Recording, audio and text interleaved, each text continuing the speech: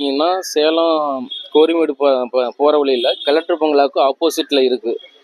கோயில் பேர் வந்து பார்க்குறப்ப பூட்டுமுனிப்பன் கோயில். இந்த கோயில் வந்து 135 வருஷமாக இருக்குது. இப்போ வந்து பார்க்குறப்ப ஆடி மாதம் 1ஆம் தேதி ஆனால் இதுக்கு பண்டிகை போடுவாங்க. ஆடி 18ஆம் தேதி பண்டிகை நடக்கும். 1ஆம் தேதியும் 18ஆம் தேதி நைட்டு 12 மணிக்கு அபிஷேகம் நடக்கும். படையல் வந்து பார்க்குறப்ப ஆடி 1ஆம் தேதியும் படையல் உண்டு, ஆடி 18க்கும் கும்ப படையல் உண்டு. சரிண்ணா, இந்த பூட்டு முனிப்பன் கோயிலுங்கிற பூட்டுலாம் போட்டாங்க, அது என்ன வித்தியாசமான பூட்டு அப்படிங்கிறது இந்த கோயிலில் பூட்டு போகிறது தான் விசேஷம்.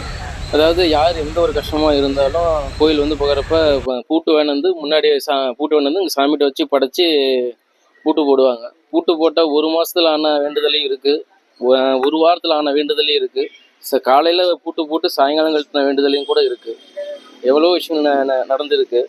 இங்கே கிட்டத்தட்ட இந்த கோயில் சுற்றியுமே நிறைய பூட்டு விஷயம் இருப்பில் இருக்குது. அவங்களுடைய வேண்டுதல் வெளியூர்லேருந்து வராங்க, வெளிநாட்டிலேருந்தும் வராங்க, எங்கெங்கிருந்தெல்லாம் வந்து இங்கே அந்த கோயிலுக்கு பூட்டு போட்டு போகிறாங்க. யார் பூட்டு வாங்கி போட்டாலும் அவங்க எந்த ஒரு கஷ்டமாக இருந்தாலும் இங்கே பூட்டு வாங்கி போடுறது கண்டிப்பாக நடக்குது. கோரிக்கை இந்த மாதிரி விஷயம் காயத்ரிங்க. நாங்கள் இந்த சேலம் மாவட்டத்தில் தான் குடியிருக்கிறோம். கோயிலுங்கிறது ரொம்ப சிறப்பு வாய்ந்ததாக இருக்குதுங்க. அது 100க்கும் மேற்பட்டு சிறப்பம்சமாக அது செயல்பட்டு இருக்குது அந்த கோயிலில். அதனுடைய சிறப்பம்சங்களும் விசேஷங்களும் என்னன்னு பார்த்தீங்க அப்படின்னா, இந்த கோயிலுடைய பெரிய சிறப்பம்சம் என்னன்னா, ஆடி 1க்கு இதுக்கு வந்து சிறப்பான படையல் போட்டு விருந்து போடுறாங்க. ஃபர்ஸ்ட் ஆரம்பிக்கிறாங்க இந்த திருவிழாவை.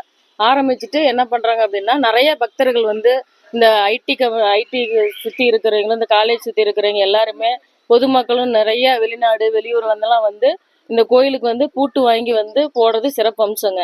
அவங்களுடைய பக்தர்களுடைய கோரிக்கையை வச்சு, அவங்க வேண்டுதலை வச்சு நினைச்சு அவங்க இந்த பூட்டை வாங்கி இந்த கோயிலில் வந்து பூஜை பண்ணிட்டு அவங்களுடைய வேண்டுதலை வந்து இங்கே வந்து வச்சுட்டு போகிறாங்க கோரிக்கையை. அந்த கோரிக்கை வந்து பார்த்தீங்கன்னா மிக விரைவில் வந்து அவங்களுக்கு நிறைய பேர்த்துக்கு வெற்றி அடைஞ்சிருக்குது. சரிங்களா? அந்த வெற்றி அடைஞ்சிக்கணும்னா அந்த சிறப்பம்சம் என்னன்னா, பூட்டு வாங்கி அவங்க பூட்டுறது வந்து அவங்க கோரிக்கை நிறைவேறினதுக்கு அப்புறம் அந்த பூட்டை வந்து அந்த சாமியோட முன்னிலையில் பூஜை பண்ணிட்டு அதை அந்த பூட்டை அவங்க திறந்து அதை எடுத்து கிணத்துல போட்டுறாங்க. அது மாதிரி நிறைய பேர்த்துக்கு அந்த வேண்டுதல் வந்து அவங்களுக்கு பலிச்சிருக்கு. வந்து அவங்களுடைய பூட்டுக்களை வந்து போட்டு போயிடுறாங்க. நிறைய பேர்த்துக்கு வேண்டுதல் வந்து நிறைவேறிடுது. அது நிறைவேறினதுக்கு அப்புறம் ஒரு சில மக்கள் வந்து பூட்டு சாவியை தவறி விட்டுட்டாங்கன்னா கூட, அதாவது என்ன பண்றாங்க அப்படின்னா, அதுக்கு சாமிக்கு வந்து இன்னொரு பூட்டு வாங்கி வேண்டுதலை வச்சுட்டு சாமிகிட்ட வச்சு பூஜை பண்ணிட்டு அந்த பூட்டை எடுத்து கிணத்துல போட்டு போயிடுறாங்க. ஆகையெல்லாம் அந்த பூட்டுகள் நிறைய வந்து இங்க மீதியா இருக்குதுங்க. சரிங்களா? இதெல்லாம் வந்து கோயிலுடைய அடையாளம்.